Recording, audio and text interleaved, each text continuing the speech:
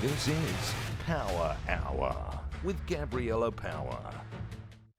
Hello and welcome to Power Hour. I'm Gabriella Power. Thank you for joining us. Coming up, millions of people in the UK push back against mandatory digital IDs. President Donald Trump declares the Michigan shooting a targeted attack on Christians.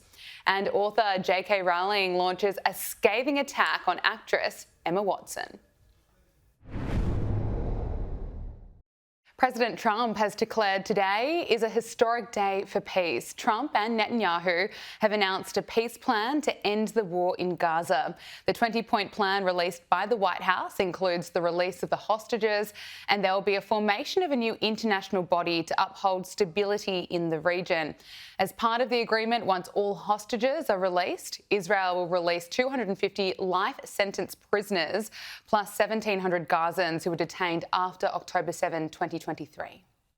It's a historic day for peace, and Prime Minister Netanyahu and I have just concluded an important meeting on many vital issues, including Iran, trade, the expansion of the Abraham Accords, and most importantly, we discussed how to end the war in Gaza, but it's just a part of the bigger picture, which is peace in the Middle East. And let's call it eternal peace in the Middle East.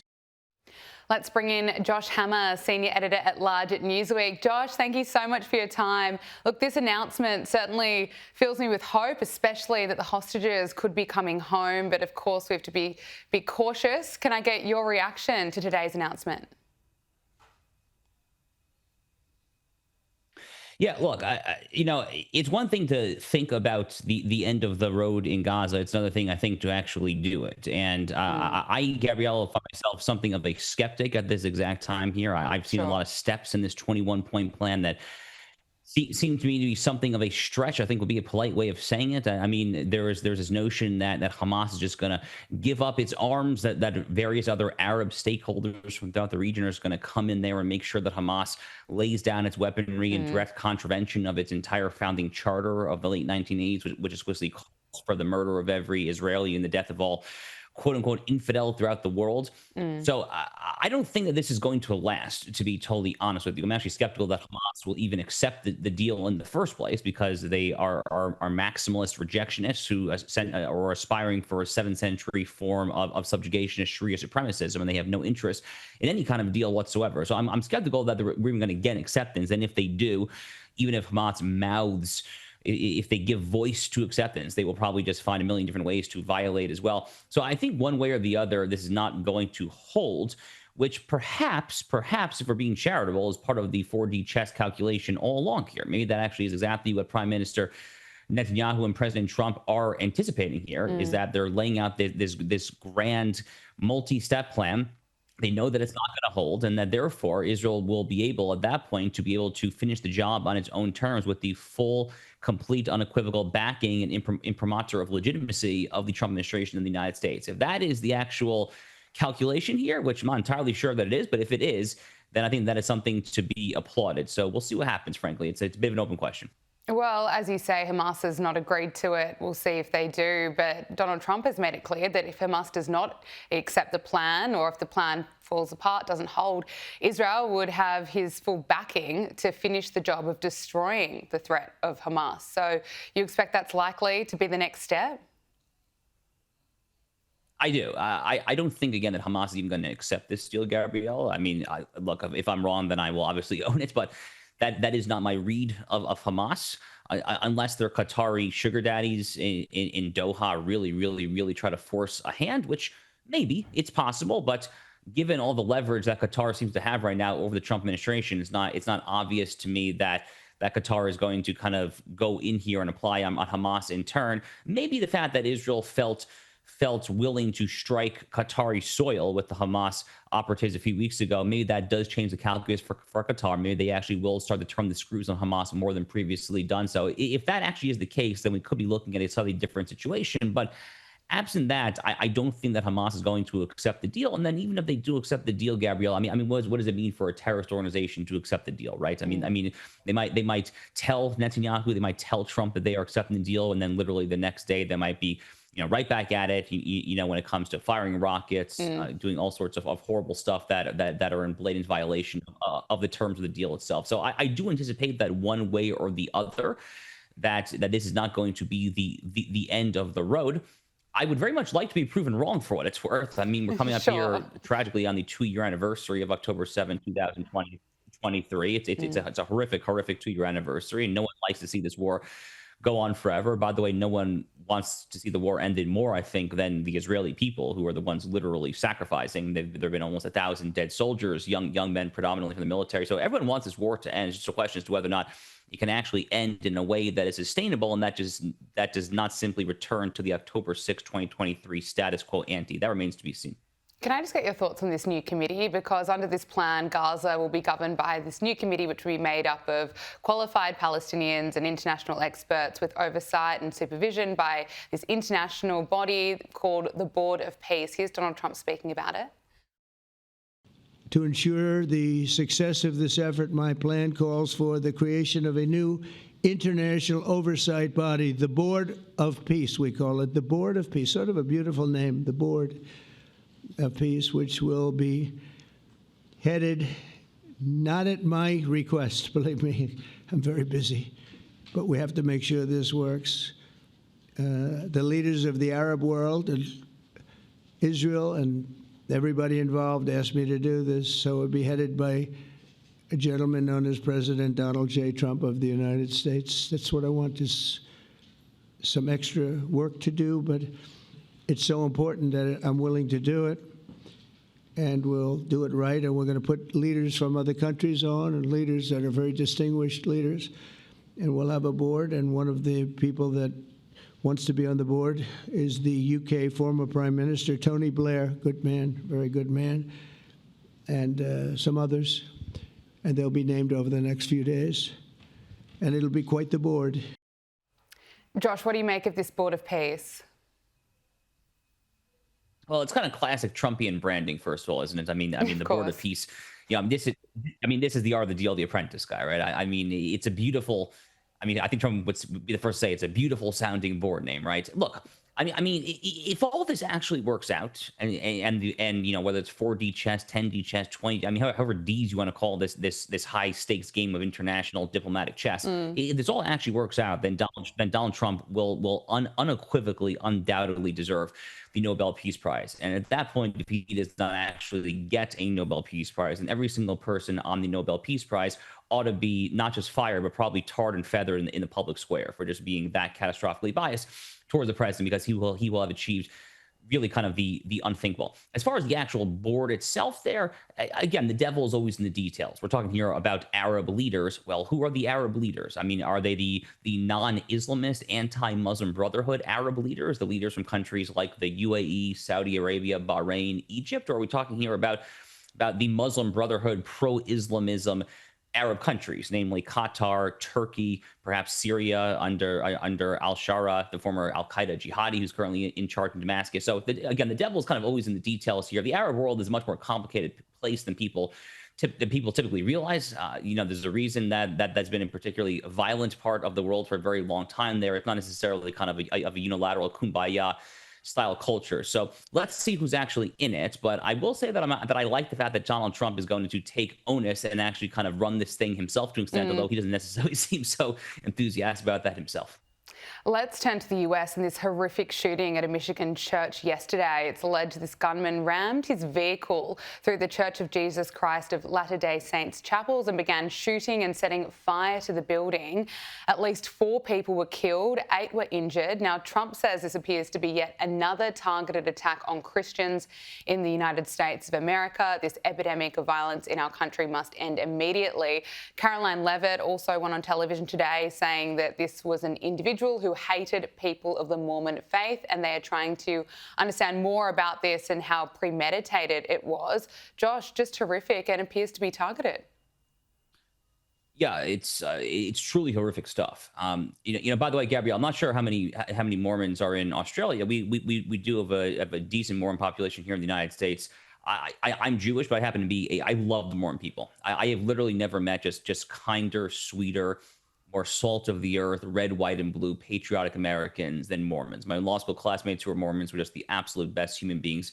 I worked for a Mormon senator, Michael Lee of Utah, actually after my first year of law school. So this is just absolutely awful stuff. And historically speaking, in the United States, Mormons have a somewhat tough history, actually, of oftentimes being persecuted. So the fact that there's still anti-Mormon bigotry here in the 21st century by a truly just deranged lunatic, a former U.S. Marine, actually, if I have my facts correctly there, it's just really sad. And it's a reminder also as well that whether you're Mormon, Catholic, Christian, Jewish, whatever you are, here in the United States, when you go to a house of worship, you should be very, very careful about which house of worship you attend. Is it a house of worship that is a gun-free zone, or is it a house of worship that perhaps encourages armed and trained individuals to carry their own firearms, that has a synagogue or a church security team there? Is there a metal detector? I mean, these are the various things, unfortunately, Gabrielle, that I think we all have to think about here on a day-to-day basis. I certainly know, speaking purely for myself, when I go to synagogue here in the United States, I never show up empty-handed, so to speak. I always have my own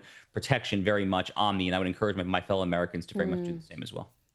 Josh, just days after the deadly attack at a Dallas ICE facility, Democrat Seth Melton went on CNN calling the ICE the Gestapo. How are we going to handle immigration? We all hate what Trump is doing with ICE and these masked people running around like the Gestapo. But what is Democrats' immigration policy? How are we going to take on the challenges of the future? So, Josh, you have Democrats such as him calling ICE officers Gestapo. You have Gavin Newsom clearly villainising ICE officers. Meanwhile, attacks against ICE officers are up around 1,000%. Yeah, it's just totally disgusting, just absolutely appalling. I mean, what they're doing here to our good men and women in uniform who are just enforcing this nation's immigration laws. That's literally all DHS and ICE do. They are literally just the agents of the federal government who are in charge of enforcing America's immigration laws. So if you are so trying to otherize, if you're so trying to make immigration enforcement officers out to be Nazi-esque figures, which, by the way, they've been doing this for a while, Gabrielle. I remember when AOC first burst onto the scene back in 2019. Within her first few months, she was comparing the first Trump era immigration facilities to concentration camps, which I mean, don't even get me started on just how appalling and beyond offensive that is. But the rhetoric and the frequency of these analogies is really starting to pick up. And it's really not hard to draw a line, is it? It's really not hard to draw a line between this sort of rhetoric and people just trying to take out a firearm and take shots. Look, Gabrielle, every single poll that we see in the United States, every single poll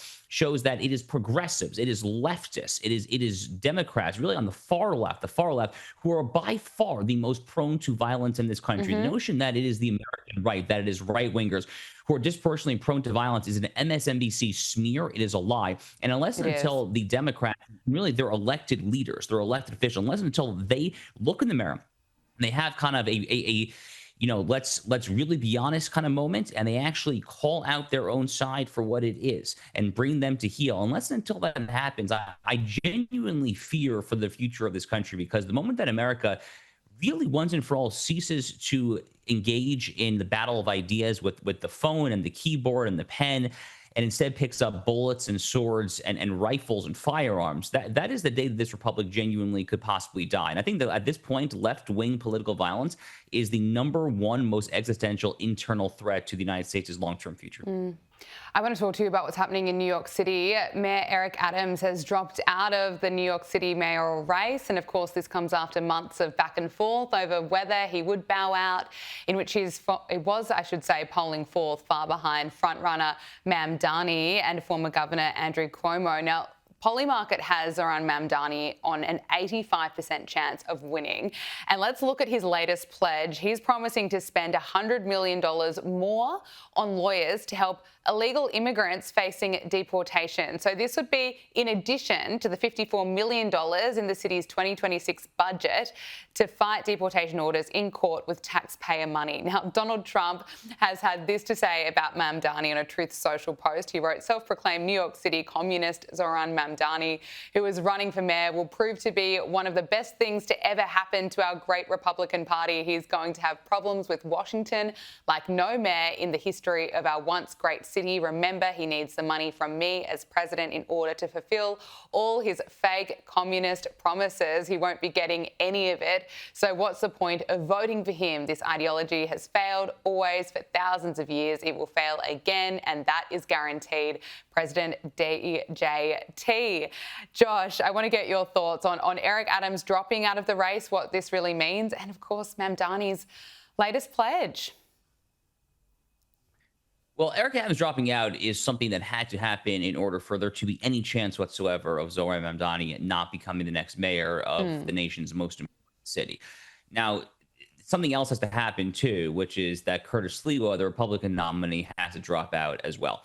Now, look, if I lived in New York City and if it were election day and Sliwa were still in the race, I would vote for Curtis Sliwa. He is by far the best of the three candidates who are left, Sliwa, Cuomo, and Mamdani. The problem, Gabriella, is just simple mathematics, which is that Curtis Sliwa does not have a path to victory there, and that therefore the selfless thing to do, if you truly care about New York City and you truly want to try to prevent an actual dyed-in-the-wool Marxist communist from becoming the next mayor of the world's #1 commercial and financial center, then unfortunately he's going to have to follow Eric Adams' lead and drop out. And even that, by the way, is very, very far from a guarantee. I mean, even if you have a one-on-one between Andrew Cuomo, the former governor, versus Zohran Mamdani, I'll be honest with you, I still think Zohran Mamdani actually wins that head-to-head matchup. But what I do know is that that's the only chance. That is literally the only chance of Cuomo pulling off that one-on-one matchup and therefore preventing Mamdani. I think Zohran Mamdani is going to win. I mean, you mentioned 85% on Poly Market there. I've seen even higher in some other betting markets. I think he's going to win, and it's a really, really, really scary thought. I actually was just up in New York this past weekend.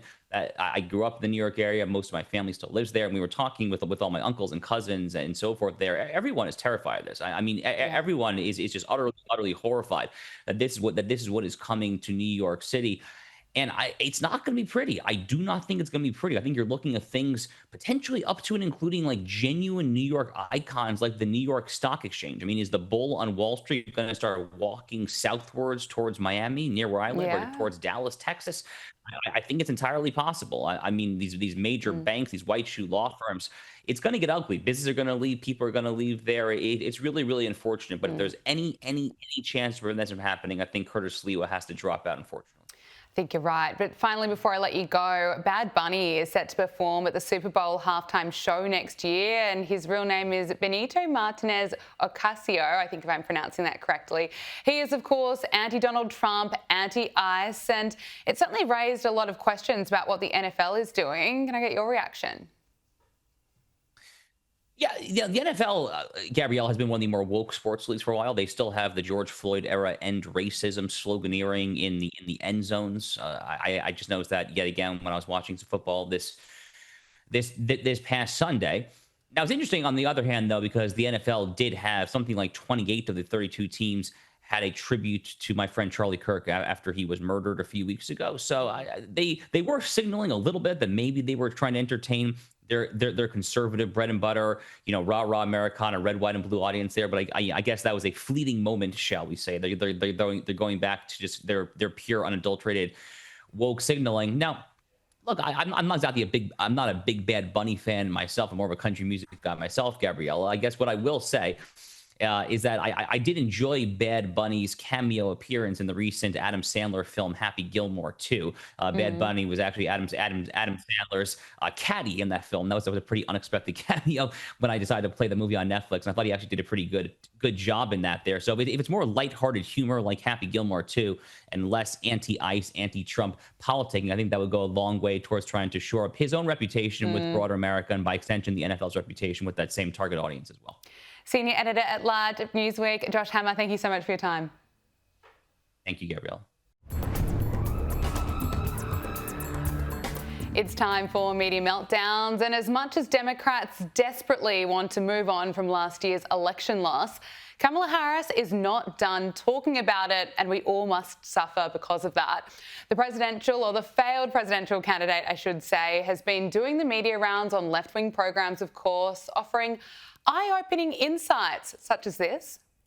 You know, one of my favorite things to see, and it would always happen spontaneously, at our rallies, and thousands of people would come. And there, it would happen, is invariably somebody would want me to take a picture or to hug their child. And someone in the back would hand that baby over through the crowd. Up to you? People who would bless the baby. But pass the baby. See? And then pass the baby back. Pass the baby back. And I don't know, there was something about that when it would happen. I mean, I could get very emotional about it right now, but you know, I believe that we should always feel that, you know, the children of the community are the children of the community. Yeah. Of all of us. Now, the media tour, of course, is to promote her book, 107 Days, where she also showed up to Howard University to try and sell some copies. Closest election for President of the United States in the 21st century. Wow, I know that's real. And a Howard grad did that. Here. And a Howard grad did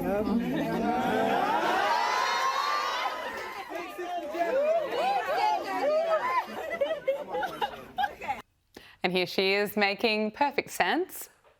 Everything should be telling you and reinforcing your brilliance, your entitlement, your right to be, and our expectation and anticipation of your leadership. Last week, she sat down with MSNBC host Rachel Maddow to really clarify what she meant in her book, where she essentially said that she couldn't pick Pete Buttigieg as her running mate because he's gay. Very nearly elected president, to say that he couldn't be on the ticket effectively because he was gay is hard to hear. No, that's not what I said, that he couldn't be on the ticket because he is gay. My point, as I write in the book, is that I was clear that in 107 days, in one of the most hotly contested elections for President of the United States, against someone like Donald Trump who knows no floor, to be a black woman running for President of the United States and as a vice presidential running mate, a gay man, with the stakes being so high, it made me very sad, but I also realized it would be a real risk. So she denies it, then admits it. Even the Washington Post editorial board wrote Kamala Harris has managed to put on a book tour even less compelling than her presidential campaign. And as we all know, it was a very low bar. Now, finally, while America is right now experiencing a terrifying rise of left-wing violence and extremism, these are the words of wisdom that Kamala has to offer. At a time such as this, it demands one thing for sure. We must fight fire with fire. So CBC, let's get to work. Thank you.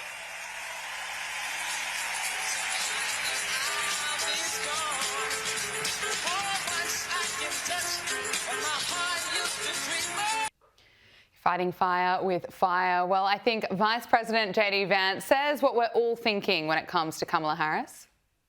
I listened to Kamala Harris for 90 seconds, and I actually feel like I've gotten dumber in the process, and I have no idea what she actually believes. That's the problem with Kamala Harris, and it's going to continue to be her problem unless she actually learns how to develop a viewpoint, articulate it for the American people. Just say what you actually believe. Don't do this word salad, talking around in circles. It doesn't work, and it's why she didn't win. Joining us now is Chief Economist at the Institute of Public Affairs, Adam Crichton. Adam, thank you so much for your time. Sorry to put you through that, more Kamala Harris, but I'm sure you've been keeping across it too. But didn't JD Vance really sum it up? I mean, you listen to her and you're not better off, are you? No, look, that is certainly true. I think he also said recently, the current Vice President, that the problem with her campaign, which of course was 107 Days, the title of her new book. The problem with it was that it was too long, not that it was too short. And if it had been even longer, her result would have been even worse last year. And I think that is probably true. I mean, she has an unfortunate way of speaking I mean, I always feel sorry for her. She talks in slogans and vacuities. And, I mean, those clips that you just showed then, I mean, some of them really are quite funny. The children of the community are the children of the community. That was a good one.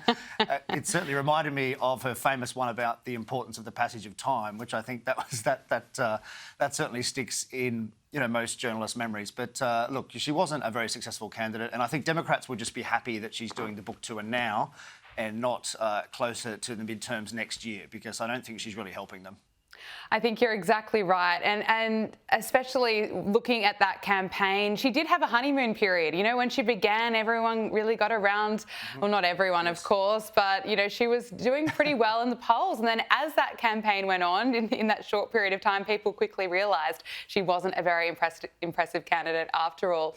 I want to talk to you about what is happening in the UK, because British PM Keir Starmer has announced plans to make it mandatory for workers to have a digital ID card. So let's take a listen to this.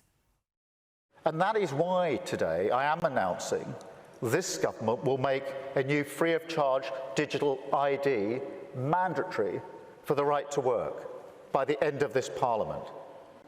Let me spell that out. You will not be able to work in the United Kingdom if you do not have digital ID. It's as simple as that. It is a hard no from me and from millions of others in the UK who can see that this would give the government just way too much power and control. 2 million people have signed a petition against it. And it's interesting, Adam, one of Starmer's arguments around why they need to implement this digital ID to be mandatory for all workers is it would help make borders more secure. I don't think he has any credibility on that issue. And if you want to look at, you know, the United States of America, America managed to get its border under control without digital ID. But there is this genuine concern that, you know, that there's this push for digital IDs really about, and it's being driven by money and this idea for greater control. Yeah, certainly I think you know, that is true. And just on the migration issue, of course, the US is not an island like the UK, so it should be much easier for the UK to control immigration than the US. But, you know, this is not the problem that the British people wanted solved. They wanted the immigration issue solved. I mean, I think there's something like 4 million immigrants came into the UK in the last 4 years, most of them unwanted by the British people, let's be frank. And so the solution to that is not to send the illegals home, but to introduce this ridiculous digital ID. I mean, I suspect it's going to be very unpopular in the UK. Of course, as you said, it's going to be mandatory.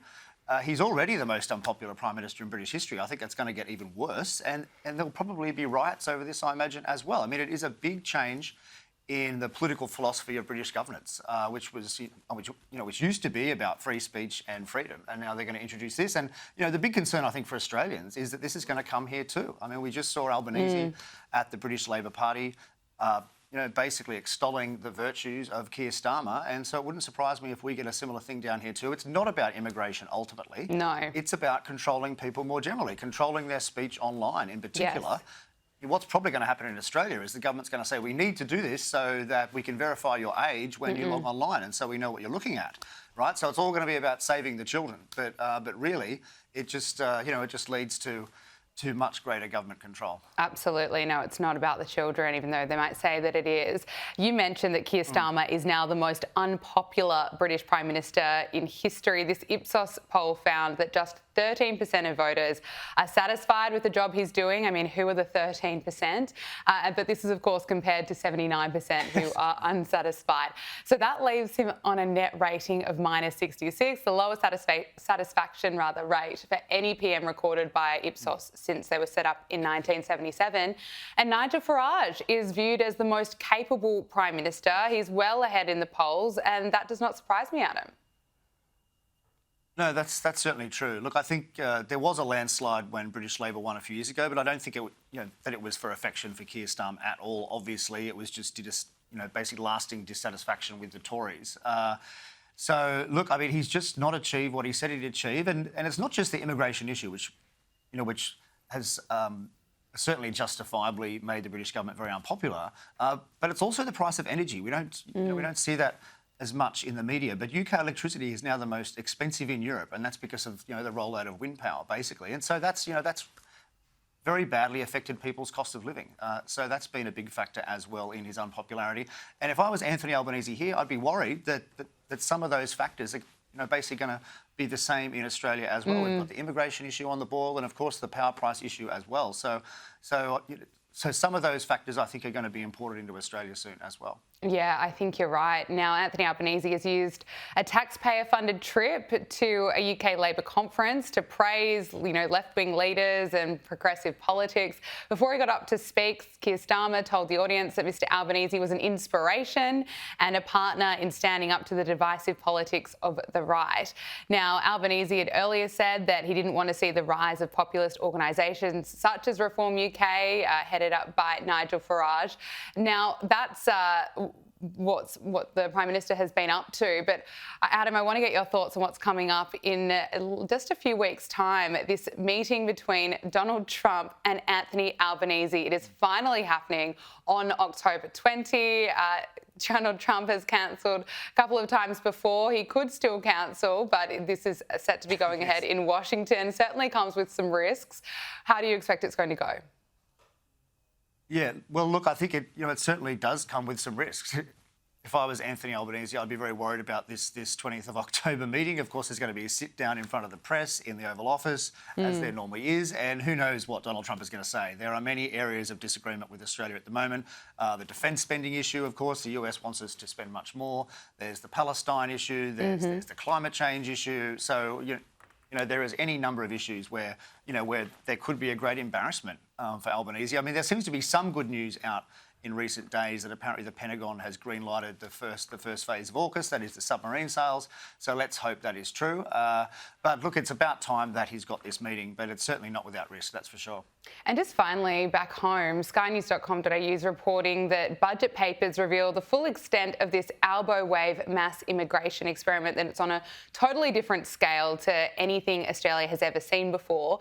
Looking at the budget papers and projections, 2 million migrants would have been added to Australia's population by the end of Albo's second term, according to those numbers. So 2 million, and that's 2 million new migrants in a country of 27 million people, which, as of course we know, that means that's 2 million more people on the roads, looking at rentals, in emergency rooms, at universities. Can I get your reaction to this?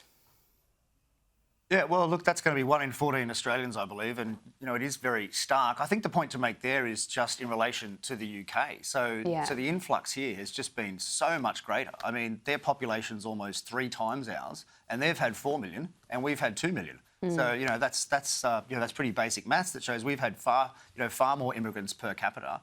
And the interesting thing to me is there hasn't yet been the pushback, but I think it's going to come.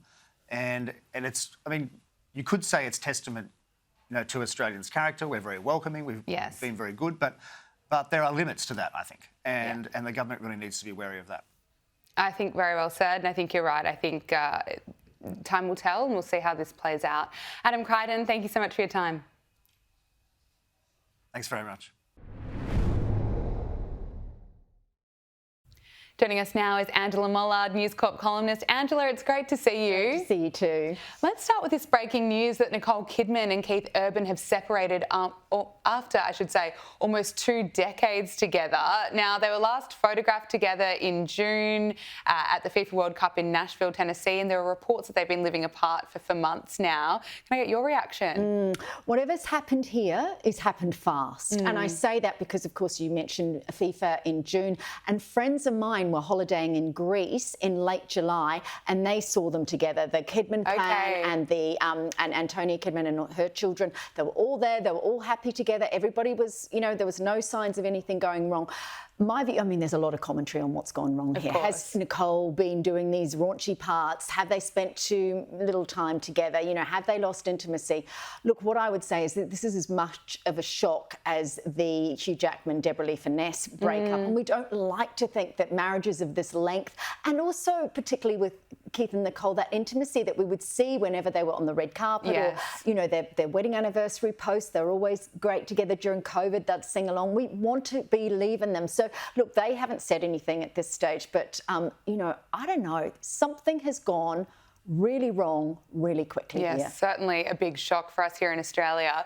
Now, let's talk about JK Rowling before we get into the royal news a bit later. But best-selling author JK Rowling has issued a scathing takedown of Harry Potter actress Emma Watson, saying she is ignorant of how ignorant she is. And of course, we'd all remember back in 2020 when Emma Watson and Daniel Radcliffe publicly distanced themselves from JK Rowling over trans views. Now, JK Rowling has been fearless in speaking up for protecting women's rights, the importance of single-sex spaces. And Emma Watson's speech at the BAFTA Awards in 2020, of course, said she's here for all of the witches, a clear kind of swipe at JK Rowling. Now, Emma Watson went on Jay Shetty's podcast On Purpose, where she was asked about JK Rowling, and this is what she had to say. Just don't know what else to do other than hold these two seemingly incompatible things together at the same time and just hope maybe they will one day resolve or co-join themselves, and maybe accept that they never will, but that they can both still be true.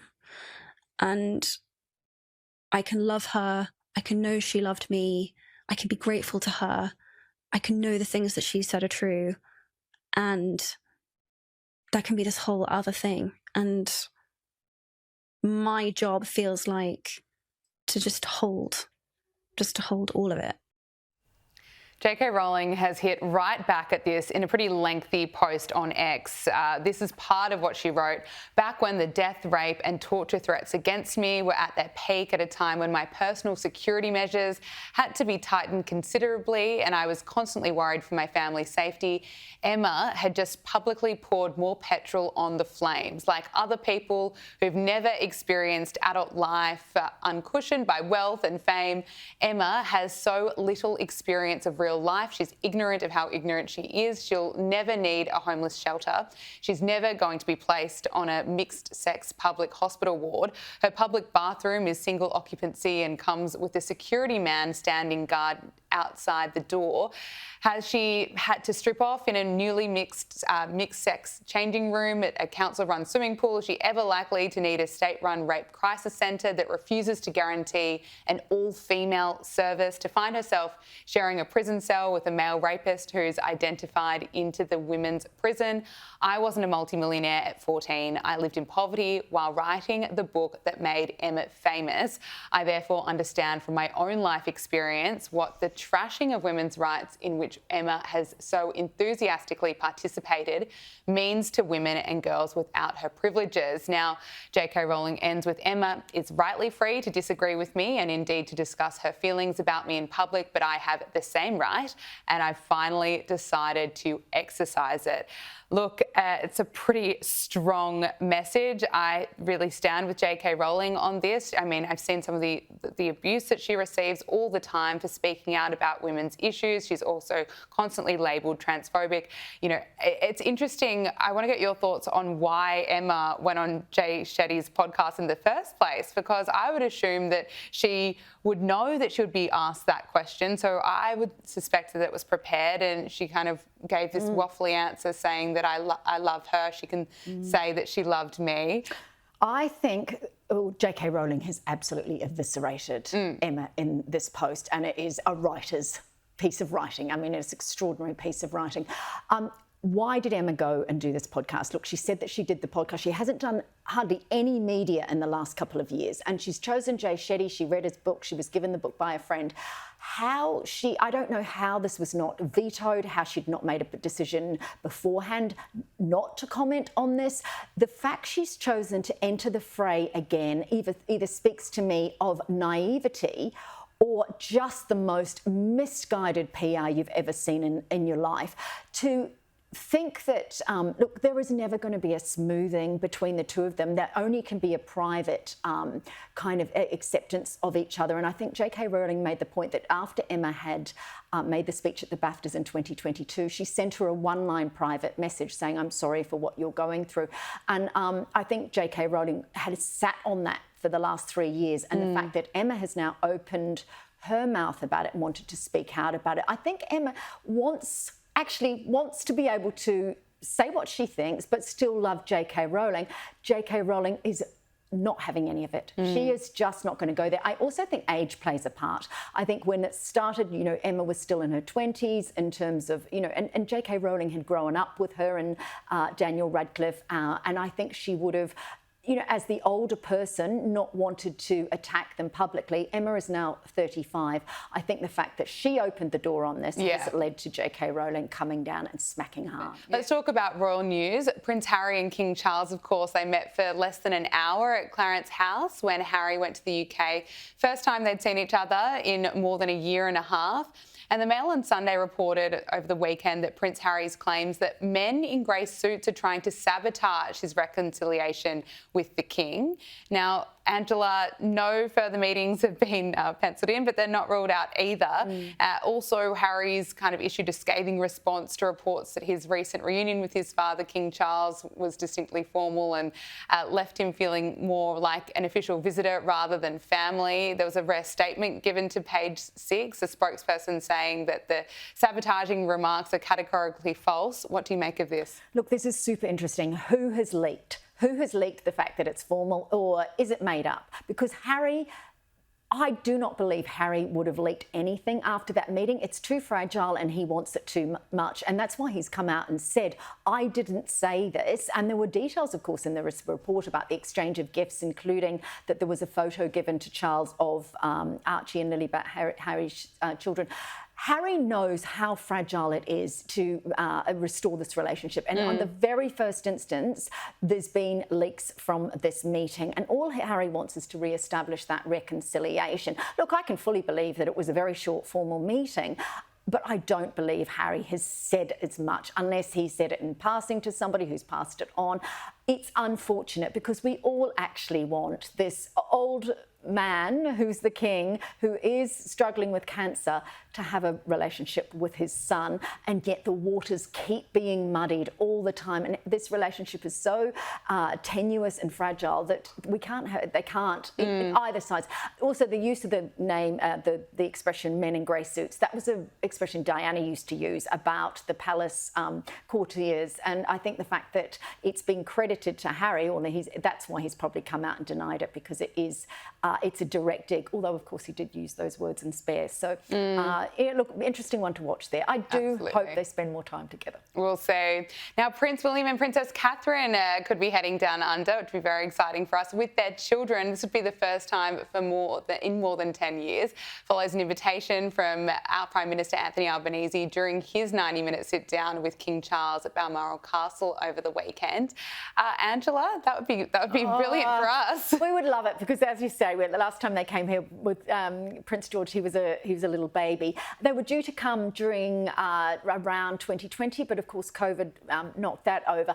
The idea, there's a lot of speculation that this might happen around July, August 2026, which is when the children would have their summer holidays in the UK, and also before George starts high school. So look, I can see it happening. Of course, that invitation is always extended. It is never going to reflect badly on us as a nation to have the most famous people in the world visiting, is it? So I think that's an open invitation. But it's whether Kate, having gone through what she's gone through, would take on the stress and the long distance flight. Also, you have to imagine how much of that would be a family holiday for them if they did bring the kids. I mean, the issues around security, yes, you can go to the zoo and see a koala and you can see a kangaroo, but there would have to be some measure of a family break within that, and we know how difficult that is for them when they try to have a break. And there's been some concern for dog lovers, I'm hearing, among Windsor locals. Dog owners are furious at this no-go zone around Kate and William's new home after this barrier has been placed and CCTV cameras have been installed to protect, of course, the privacy of royal families, but not everyone's happy about it. I know, they're going to have to get over themselves because Kate and William are moving house. It means that they need a bigger exclusion zone around that new house. There's a gate into Windsor Great Park, which dog owners used to come in, they'd park in the car park and they'd take their dogs for a walk. That access way into the Windsor Great Park has now been closed off. They were only given a week's notice. They're very upset about it. But the fact is, if the Royals own the park, they, if they decide to move houses, then, access might be. So you're going to have to walk around to another entrance. I feel so sorry for them. Finally, before I let you go, The Duke and Duchess of York will not be welcome at the royal family Christmas celebrations. The King is said to be keen to keep the pair at arm's length, making it clear that he'd also like them to be a little bit more discreet when attending family occasions. Is that right? I don't think we'll potentially ever see them at a Christmas again. I mean, these are what's happened with the Jeffrey Epstein and Fergie, and the fact she was in contact with him after she knew he was a convicted sex offender, and the kind of play between what she said publicly and what she said privately is so damaging. And we saw at the recent royal funeral that William was trying very, very hard not to speak to Prince Andrew. Look, they cannot be there for Christmas. And who I feel sorry for is, of course, their two daughters, Beatrice and Eugenie, who have never put a foot wrong, who want to be part of the royal family, who stand up with William whenever he needs, ballast at garden parties and that sort of thing. And then now in the position, do they go to Sandringham, or as Beatrice went last year to Italy, where her husband's family are? But how do you spend Christmas with your family and yet also be part of the royal family? So hard for them. It's a really difficult situation. Angela Millard, thank you so much for your time. Thanks. And that is Power Hour. Thank you for your company. We'll see you tomorrow. Make sure you subscribe to Sky News Australia on YouTube.